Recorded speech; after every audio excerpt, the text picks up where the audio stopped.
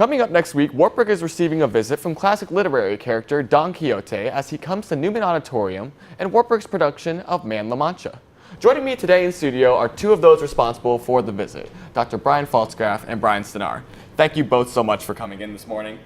Our pleasure. It's our pleasure. All right. Can you tell me a little bit about the story of Man La Mancha? Well, it's broadly based on the story of Miguel de Cervantes' Don Quixote de la Mancha. And it's broadly based because it departs wildly from what actually happens in the story.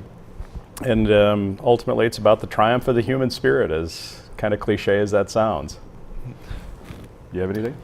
It's finding that when someone's in a hard place, finding that love and that hope and that spirit that drives them to think beyond what that impossible dream is, like in the show, or reach for the stars, even when you know it's probably not possible in such a terrible time. And you said that this story differs from the classic telling. Can you tell us a little bit about that? What makes it different? It's largely with how the tale is told. The composer set up this situation where Cervantes is in the dungeon of the Inquisition, and that never actually happened in his lifetime. So there is this story within a story that if you haven't actually read the literature, it's kind of confusing to follow what's going on. But ultimately, finding your way out of that hard spot with the help of your friends is what the story's about. And you mentioned that reading the literature would be helpful. Do you think audiences who haven't read this book would still be able to follow along? Oh, very much so. Very much so. I mean, it's pretty self-explanatory, and I think once you see someone using their gifts as a poet without their gifts as a strong, young person, their gifts as a poet to inspire people and bring them hope, it's quite self-explanatory. Why choose this production for Wartburg? I think it's this is a crucial time in our history and as a nation, etc. To see shows like this.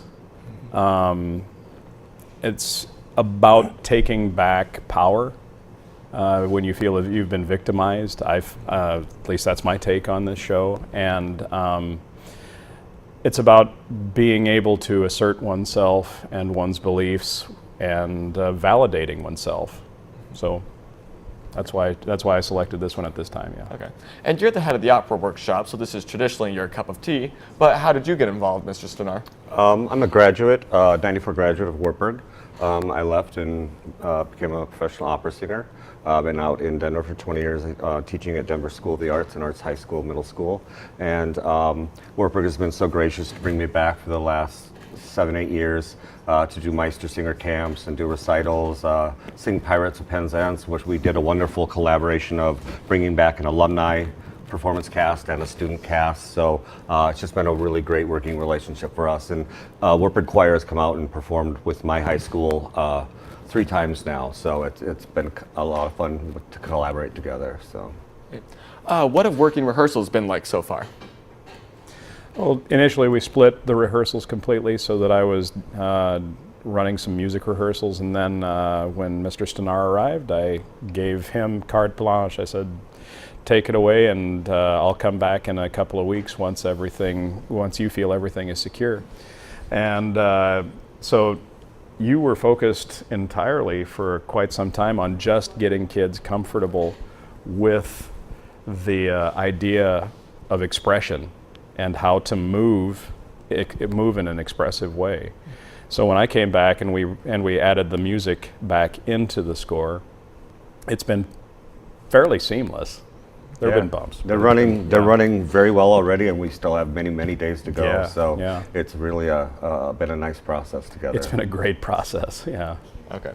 What's it like working with the student actors who have incredibly busy schedules, who still want to give their all at this? Wow. That's hard. That's very hard because they want to give their best, and we know what they're up against. So, but they've put in such great time that we've been finishing early lately. So we're able to get them out and so that they can get a little more rest and take care of themselves. So when they have so many balls to juggle in the air. If there's one thing that they've learned, it's how to do things efficiently.